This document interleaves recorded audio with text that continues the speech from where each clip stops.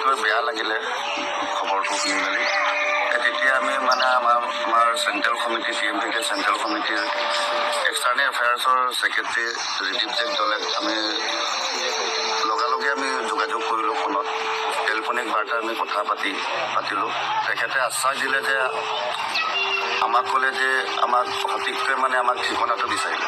আমি ঠিকনাটো লৈ মেলি আকৌ আমি যোগাযোগ কৰাত তেখেতে কিন্তু লগালগে আমাক মানে তাৰ যিটো আমাৰ হায়দৰাবাদৰ এটা টীম আছে, আজিকালিতো আমাৰ বাহিৰতো আমাৰ TMPKটো গঠন হৈছে আৰু সুচাৰুৰূপে কাম কিছুমান কৰি আছে।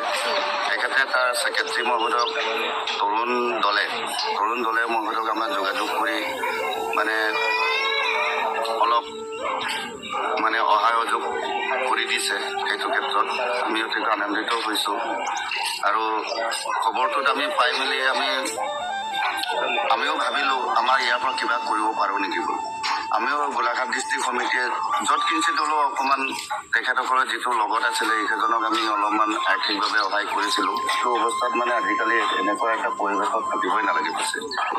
সেইটোত আমাৰ যিটো ৱাৰ্ড সদস্য থাকে মেম্বাৰ, তেখেতেও অকণমান এইবিলাক চোৱা চিতা কৰাটো আমি বিচাৰিছোঁ। কিন্তু সেয়ে আমাৰ গোলাঘাট ডিষ্ট্ৰিক্ট TMPK আমি আমাৰ DC মহোদয়ক আমি এটা লিখিতভাৱে